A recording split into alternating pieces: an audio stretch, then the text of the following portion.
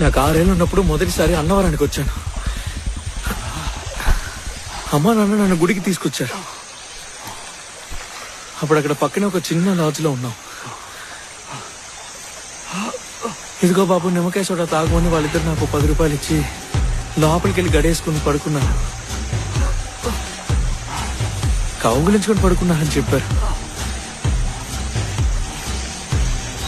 Soda తాగొచ్చి చూసేసరికి మొత్తం అంతా గందరగోళంగా ఉంది. ఆ బిల్డింగ్ రూఫ్ లేసిపోయింది.